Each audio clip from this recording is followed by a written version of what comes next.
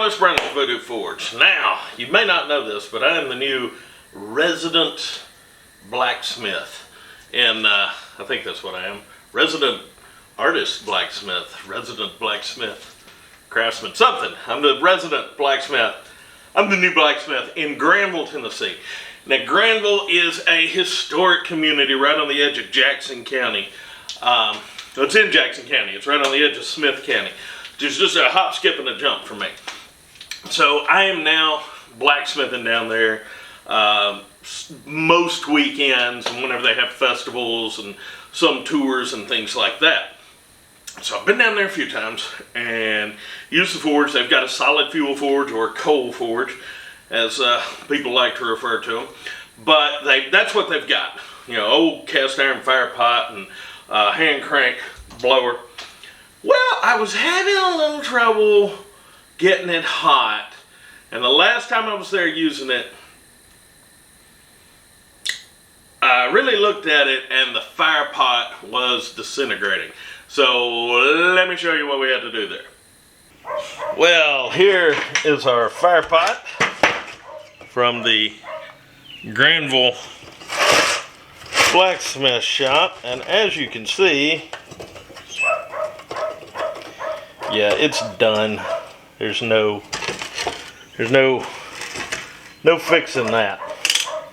So I'm gonna take it apart, see what's salvageable, and see what has to be ordered. When you get the bolts and something like this, there's really no sense in trying to salvage them.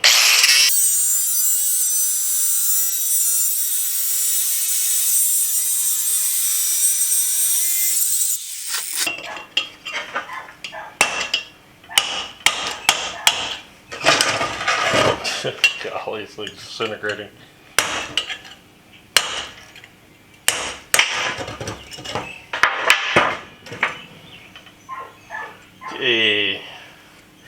Ew. Everything bad and gross.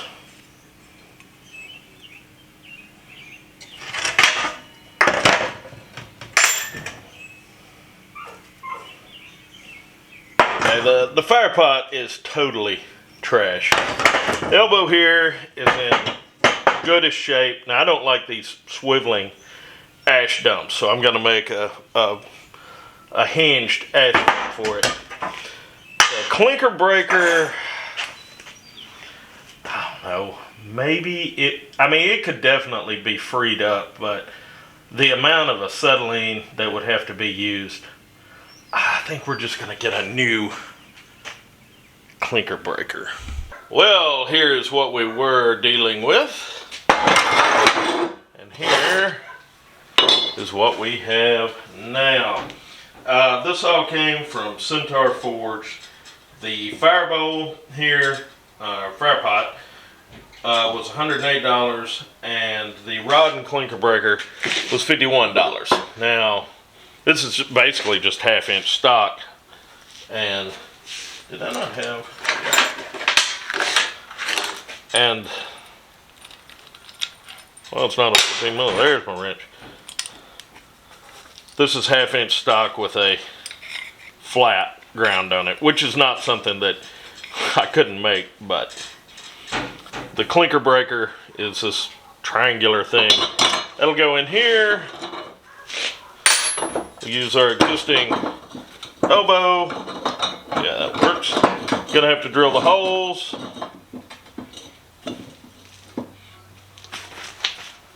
Let's see what hardware I have that is close.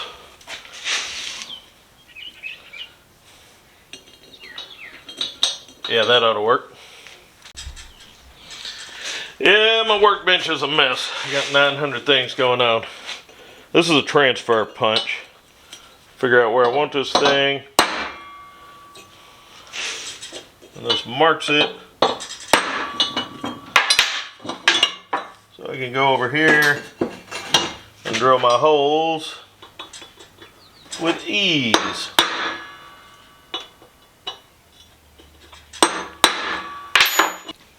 I'm going to drill a 1/4 inch pallet hole. This should drill pretty easy since it is cast, but been wrong before.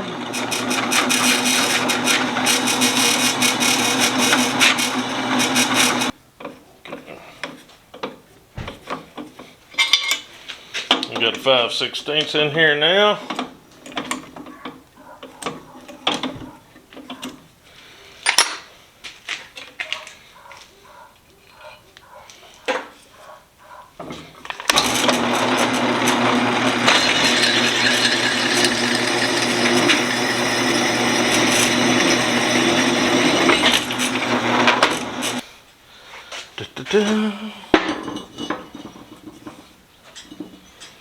These bolts, I just looked at it, and they are not going to be long enough. Let's go ahead and tighten that down. They're not going to be long enough for the permanent installation, but they're I'll pick up some more bolts tomorrow on the way to install this, but I can at least get it temporarily put together for right now. Maybe.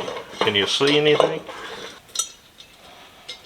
Let me tell you, it is 10 times harder to do anything with a camera. Anything. Occasionally I get people who want to critique my videography. Y'all, I assure you, this is the best that I can do.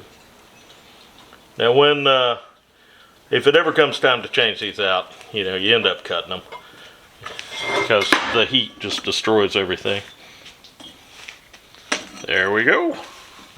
I got the nut on the ash dump loosened up, and that should, a little looser now. This will work adequately. Originally I was planning on putting a weighted gate on here, but the position of this hole, I would have to make some kind of weird weld up on here and weld to the cast and all this. So we're just gonna stick with this little gate.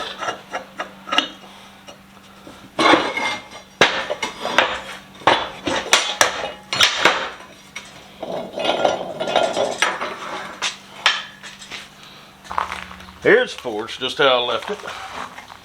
I'll get everything lined up here.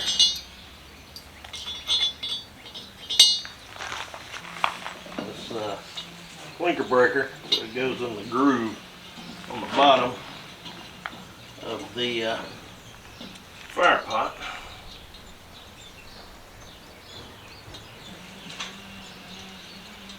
There we go.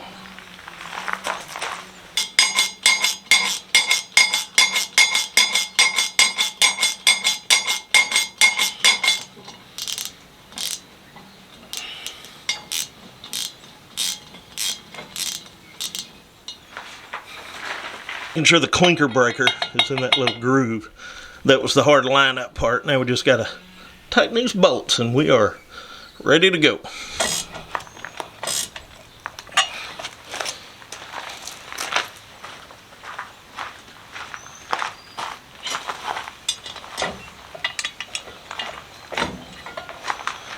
Alright. Put this back on here.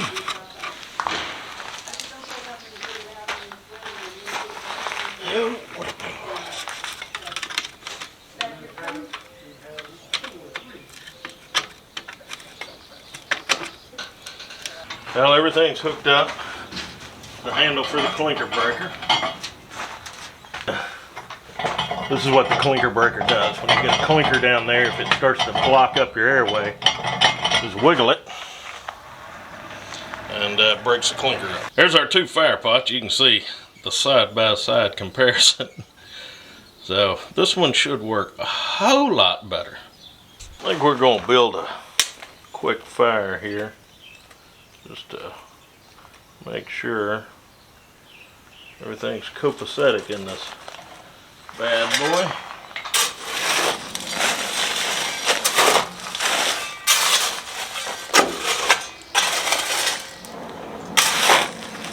Oh, this is giving me a lot more air than that other one was.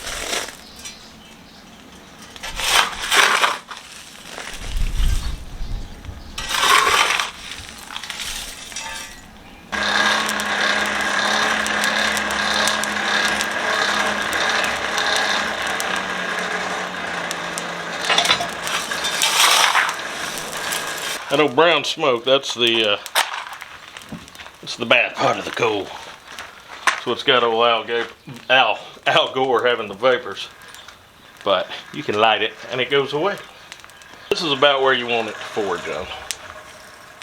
So I figured out where my hot spots are. And made plenty of coke for this weekend.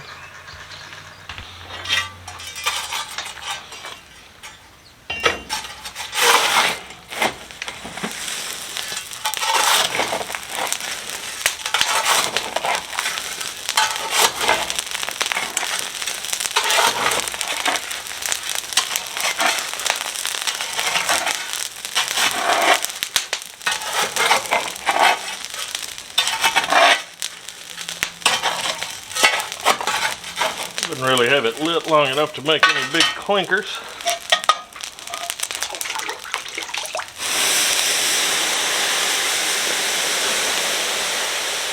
And when you're shutting down your forge, you want to try not to dump water directly on your fire pot, because you can make it crack. And then we'd be in the same boat we were in before we fixed it.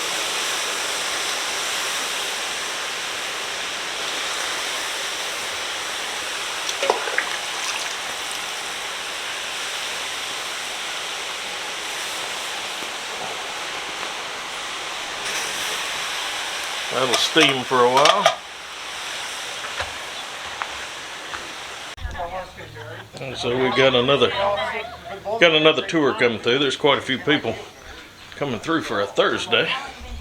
Okay, this is the blacksmith shop here in Granville, and this is the fire pot we just replaced. I'll show you the rest of the shop real quick. Lower forge, back here's the rest of the shop.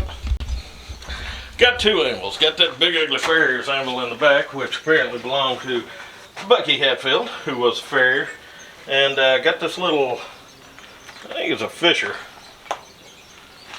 I think it's a Fisher.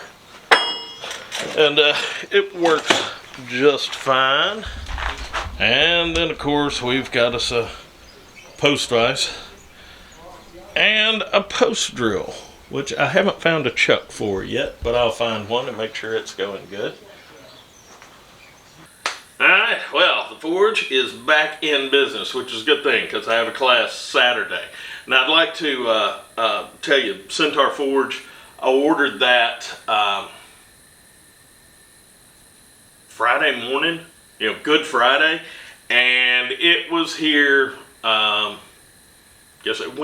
by Wednesday. So they got that order out super quick, and I really appreciate it because that way, like I said, I got a class, so I need my forge. I'll try to get some more video of the class, and I'll show y'all some more at Granville. There's also a couple of projects I'm working on while I'm at Granville for Granville, so I'll try to give you a better idea what Granville is. But anyway, I hope y'all got something from this, and if you are looking at building a solid fuel forge, I know really the easiest way is to build one out of a brake drum. But if you want a forge that you're going to use every day, invest in a good cast fire pot. And they're out there and they're available, and that's what you want to use. It makes it a lot easier. But here in the future, I will build a solid fuel forge using a brake drum and show you that way of doing it. But you'd be better off getting a fire pot. So I hope y'all got something out of this. There will be more to come from this. If you got any questions or comments, what kind of forge do you use? Leave that in the comments below. Anyway, I hope y'all liked the video, and y'all behave yourselves.